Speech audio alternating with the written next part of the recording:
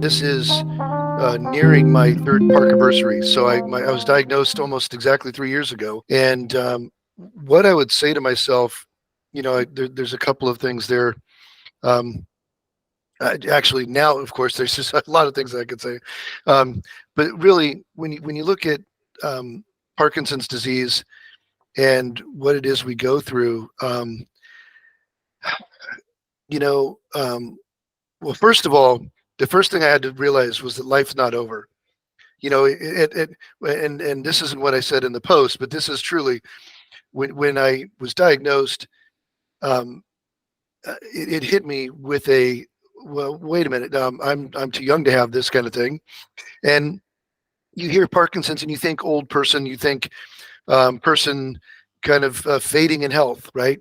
And one of the first things I learned was that your life's not over when you're diagnosed with Parkinson's, especially young onset Parkinson's. There's a lot more to live. And that is a significant thing for me.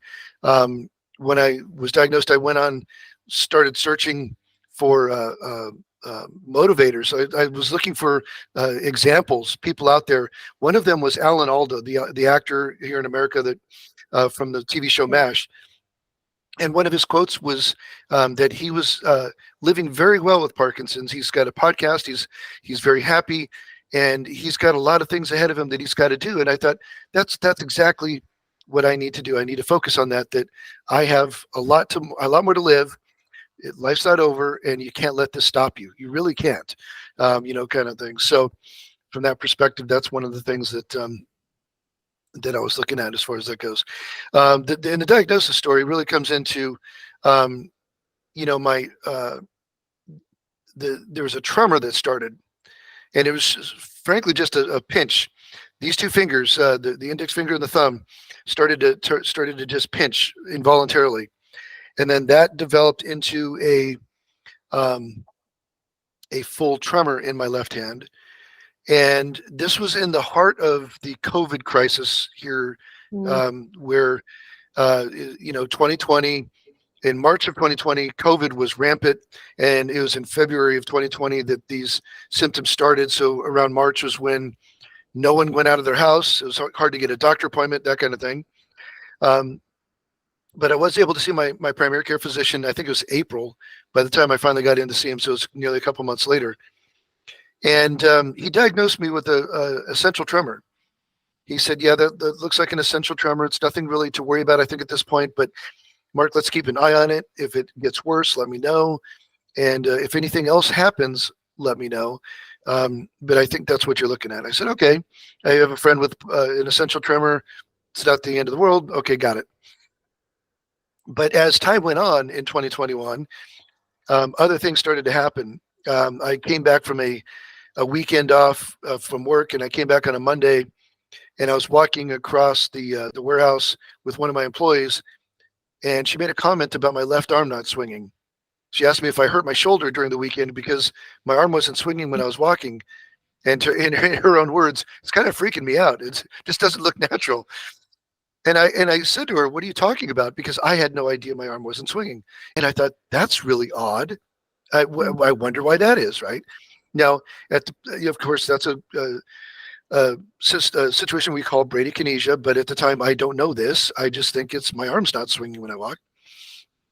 And then being a warehouse manager, I'm in a warehouse. It's cluttered. There's pallets.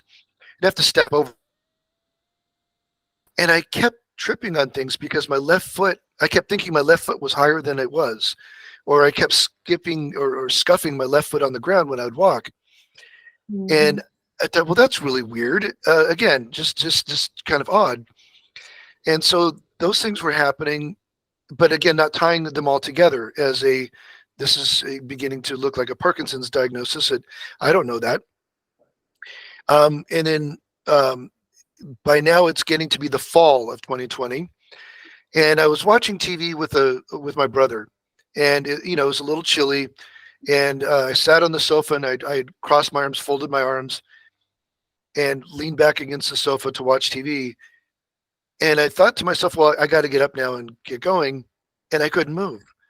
I was literally, I was on the sofa, and I was locked in position. And I thought, this is scary. I can't move. I didn't want to freak my brother out, so I didn't say anything. But it took me a good 10 minutes to finally be able to separate my arms and put my arms down and be able to get up and walk. And at that point, I knew there was something seriously different than it was before. So I called my primary care physician. This is around the holidays. It's around Thanksgiving, so it's November-ish. And said, hey, doc, more things are coming up. I need to see you. I've seen this doctor for nearly 10 years. He and I were very close. We had a very good rapport. And as I'm describing my symptoms to him and outlining the different things, he had this look of concern on his face. And he just came out and with straight communication said, Mark, I'm very concerned about some Parkinsonian type symptoms I'm seeing in you. Now, some of my friends really have a problem with that he would actually use that term that early without, a diagnosis. But by this time, I had frankly Googled so many symptoms on my phone that Parkinson's was coming up on my phone, paraquat lawsuits, pesticides. So Parkinson's had crossed my mind. And he said, I'm going to give you a prescription. It's for pramipexole. It will help your Parkinson's if you have it. I'm going to send you to a neurologist. You need to see a specialist about this. And at the very least, pramipexole helps restless leg syndrome, which I have. So he said, at the very least, it'll help your restless leg syndrome. If it's more than this, Mark, it will just be a little kickstart to help you. But you need to see a neurologist with further detail. I said, okay, got it. Fortunately, I was able to go see a doctor in February, so it's just the next month. Walked into the office, and he does all the finger tappy things and the balance things. And by the way, that's another thing too. By the way, my balance had become horrible. I was losing my balance frequently. Sometimes just standing still, I would almost fall over. So does the evaluation, has me walk up and down the aisle, things like that. And he said, okay, here's what we're going to do. We're going to do a CAT scan and an MRI to rule other things out. And I'm going to give you a prescription for some Sinemet, which is carbidopa levodopa. And I want you to come back in a few weeks after the tests and tell me how the levodopa does. Because looking at you today, I'm thinking, and it's not confirmed yet, but you look like you have a stereotypical case of idiopathic Parkinson's. And I looked at him and I said, really? There's no test. Are we gonna, are we gonna draw some blood? Or I'm observing you. I'm experienced. I know what I'm looking for. Frankly, within 5 minutes of you walking in, I kind of had the idea. But we're gonna rule some other things out first. That's what the MRI and this CAT scan's for. But also your response to the levodopa is really going to tell us. So I said, okay. I do the two scans, take the levodopa, come back in a few weeks. And I walk in and he says, Mark, you've got a lot of scarring on your brain. You've got a lot of old scarring on your brain. Did you ever have any injuries to your head? And he said, oh yeah. And I started rattling off injury after injury after injury. I had a lot of head injuries when I was young. He said, okay, well, it could be from that. He said, that's good to know, but I'll tell you, the CAT scan and the MRI did rule out the other things I was looking at. He said, how'd the levodopa do for you? And I said, doc, this stuff's great. Ever since I started taking this stuff, all of those symptoms went away. I really, truly, I'm not struggling with any of them at all. When it comes close time for my next dosage, they kind of come back, but then I take my next dose and they're gone again. I said, this stuff's fantastic. He's like, okay, yeah, well, there you go. He goes, this is our confirmation. I'm going to tell you now, yes, you have Parkinson's. And he said, in fact, if I could put a picture of you in the dictionary next to the word Parkinson's or idiopathic Parkinson's, he said, your photo would be perfect because you're the stereotypical case of what we would look for in idiopathic Parkinson's. I said, wow, that's okay. So now, but here's the thing. Here's where my diagnosis differs from so many others. I hear so many story after story after story where people say at that point, they say, here's your levodopa, make an appointment, come back in a couple months and we'll see you then, right? Now, my neurologist, 6'7", Scandinavian descent, So he's really imposing. I'm looking up at him, right? And he said, you need to start thinking about things like Tai Chi. And he starts doing these Tai Chi moves. And at 6'7", I'm like, oh my God, what are you doing, right? But he said, you need to start thinking about things like Tai Chi. You need to start thinking about things like karate, boxing. There's classes out there that will teach you. He didn't say the term big and loud, but he said there are classes out there that teach you to exaggerate your arm movements, to pronounce your voice and to project your voice and things like that. And I had all this advice from him that so many people don't get. This is great. This is fantastic. I really appreciate it because I truly didn't know what to do. And he said, Mark, this is not, it's not the norm to have it at your age. Now I was 54 at the time, but we started talking. He said, did you ever have this or this or this or this happen? And one of the things he cited off was micro writing. And I said, well, yeah, Doc, about 5 years ago, I had my own business. I would leave notes for my employees, and they would make fun of me because my notes were so small. And they were like, how are we supposed to read this, Mark? We don't even know what you're saying. And I'd look at the note and I would tell them, I don't even know what I was saying. I can't even read it. It's so small. And I could not control it. As much as I wanted to, my hand would only write in these really, really small, tiny letters. And the doctor said, okay, so yeah, that was about 5 years ago. He said, that was your first symptom there. What about insomnia? What about constipation, which were huge? And again, I was running my own business, and those were inconveniences when I was running my business. And he goes, so yeah, what I'm telling you now is your earliest symptoms were not recognized as Parkinson's symptoms, but they were at around the age 49 years old. You're now 54. He said, we're going to treat you as young onset Parkinson's because these symptoms came on by the age of 49. It was just until recently that your tremor came on. But yeah, you've been battling with some symptoms here for more than 5 years. Whoa. Okay. That's that just kind of blew my mind. Because I thought, Parkinson's was a tremor. Parkinson's was, and when he explained bradykinesia, okay, the lack of movement, I can get that. But micro writing, constipation. And the other thing was being my own business owner, I typed a lot. I did a lot of emails. Well, my left hand, which is where my tremor is and the Parkinson's effects, my left hand could not keep up with my right. So I couldn't type anymore. And the doctor said, yeah, that's related to that same thing. So that was in February of 2021. And so at that point, I'm looking around going, what do I do now? I tell my family. My family's a little shocked. Now, my grandmother and my grandfather on my mother's side had Parkinson's. My wife and I actually were care partners for my grandmother for a time, but she also had dementia. And when her dementia got to the point where we couldn't care for her adequately anymore, we had to actually put her in a assisted living home where they could care for her 24/7 because of her dementia. So there was concern in the family, of course, that, in fact, one of my first questions that came from my wife was, so when does the dementia come on? And I'm like, I certainly hope not for a while. I don't know. I'm learning this stuff, right?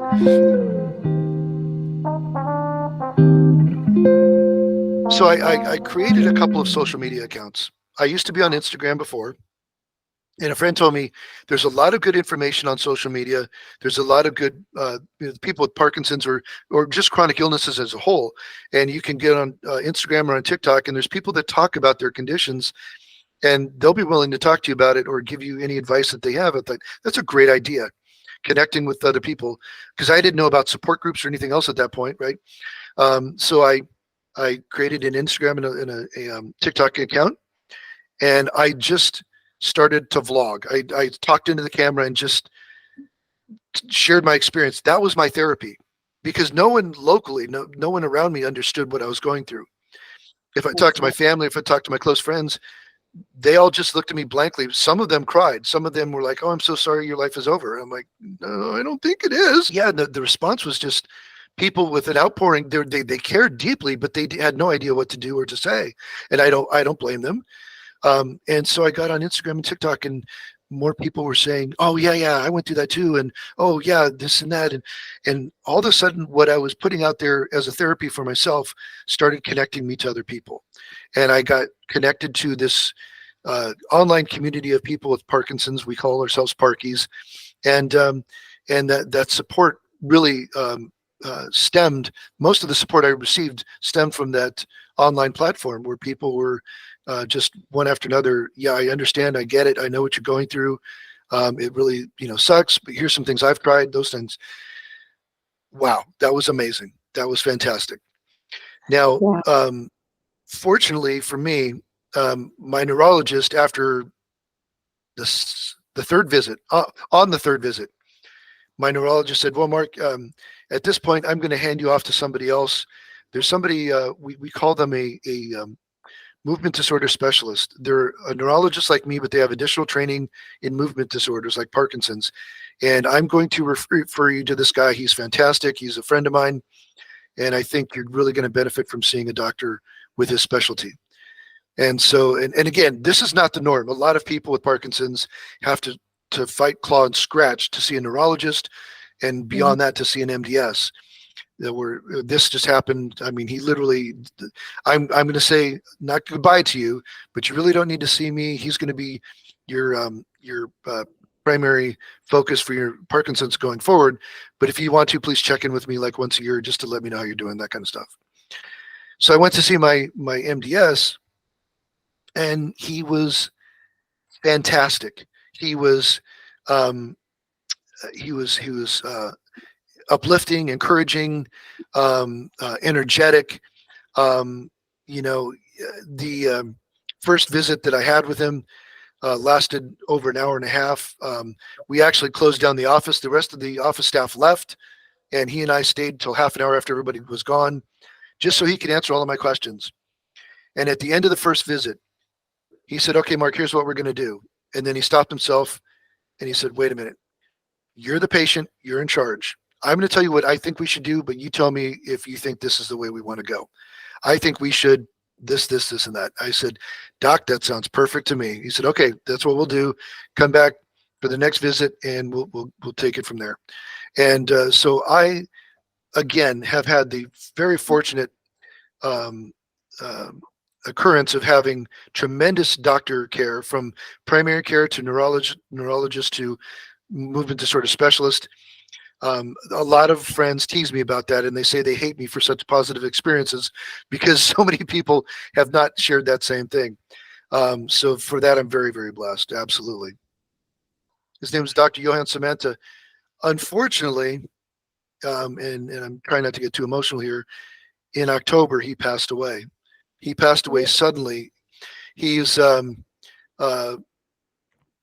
than me, and he was playing hockey with some friends, just out exercising, having fun with some friends, and had a heart attack and passed away, and in much better shape than I am. So that was kind of devastating, and I'm still getting in to see my new neurologist, or excuse me, my new MDS. So it's that was a sad day. If you go back through my social media feed, when I had to say goodbye to the dude, that was rough. And again, had a great reputation here in Phoenix with not just the patients, but the whole Parkinson's community, even the vendors and the everyone. Just a great guy, fantastic guy. So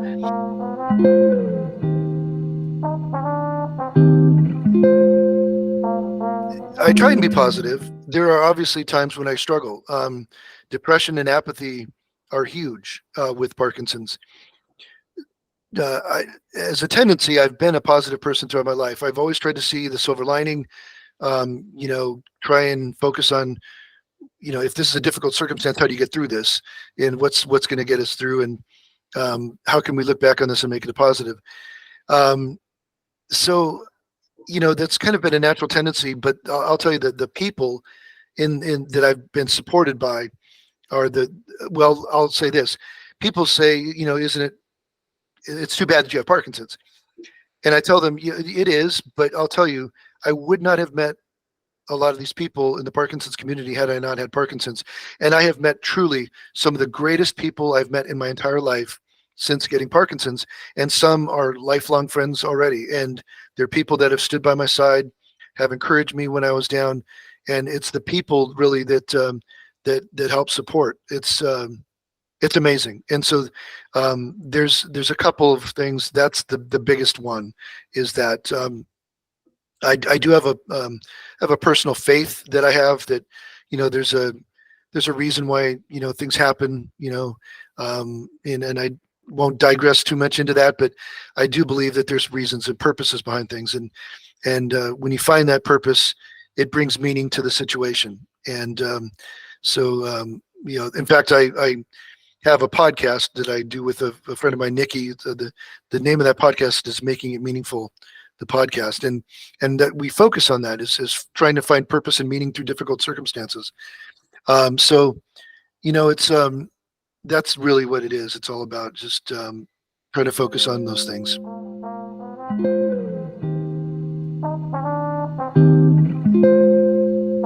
Realize and understand that it's the non-movement symptoms that are going to impact you more. I was not expecting that. Depression, the intense apathy.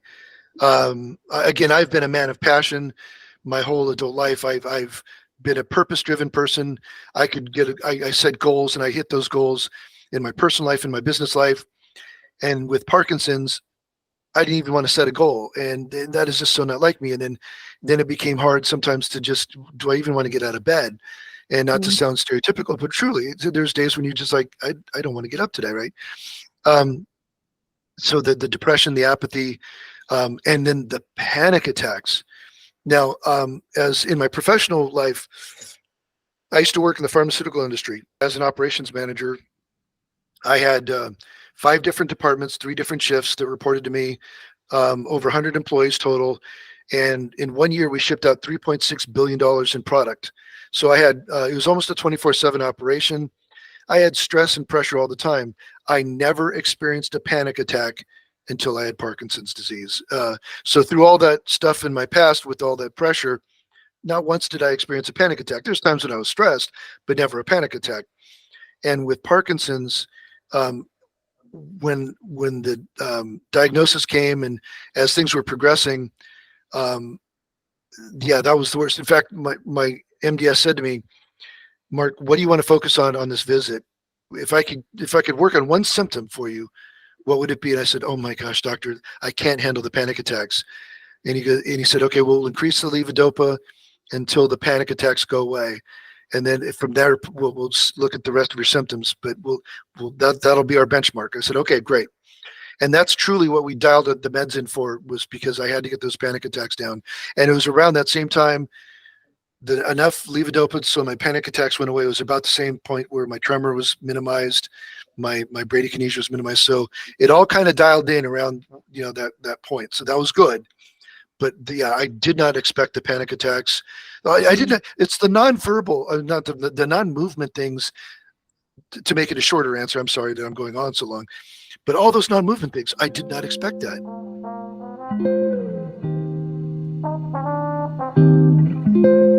I get teased a lot by some friends.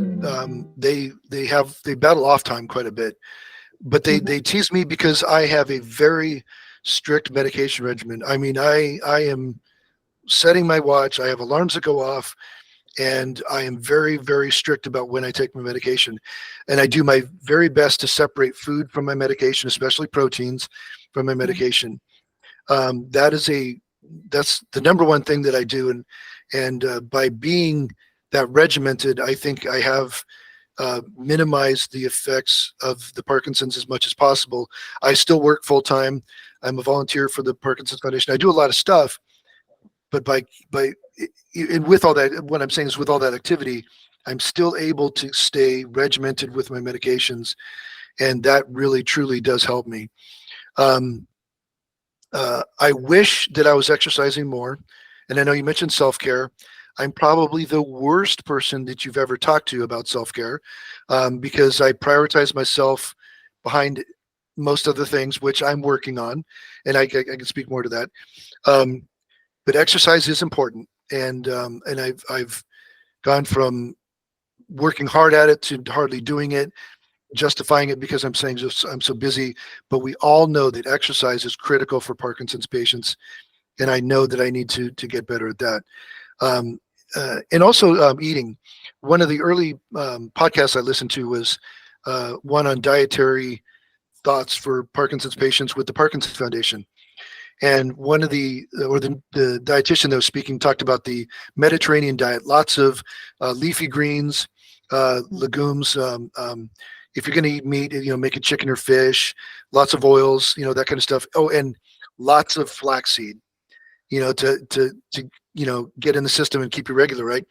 And I know that sounds like a small thing. That is huge for me. I mean, and it, it, the dietary part has helped me tremendously because, and again, this is the facts. Constipation is really a big part of Parkinson's, and eating that way has helped me tremendously. So those are the biggest things. Medication, exercise needs to be more consistent, but definitely. And then the dietary part, I'm definitely a fan of that Mediterranean style diet and trying to eat right and helping yourself that way.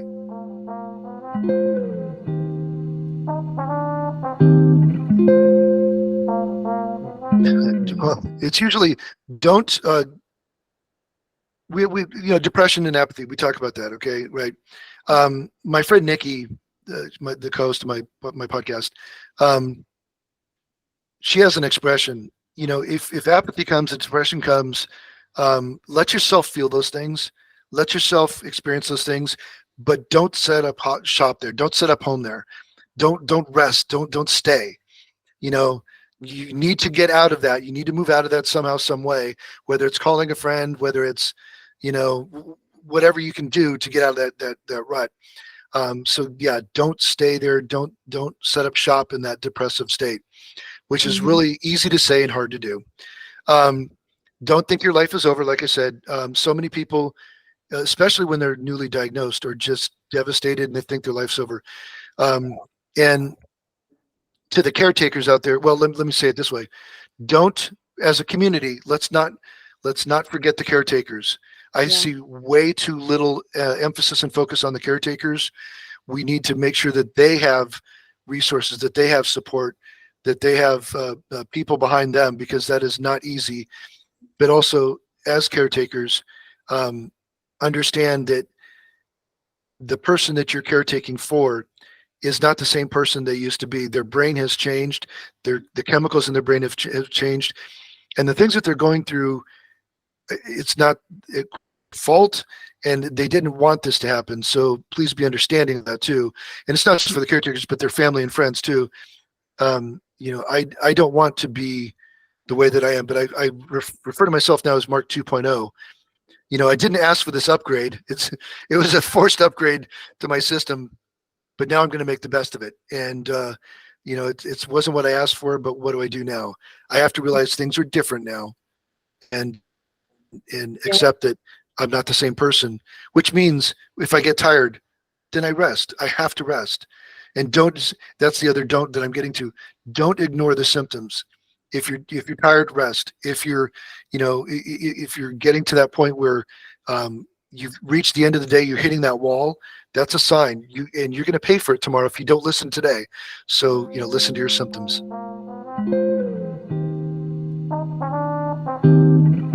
I have been really, back in the pharmaceutical days, I worked, 10, 12, 14 hours a day all the time. And I could do it nonstop. I was just on the go constantly.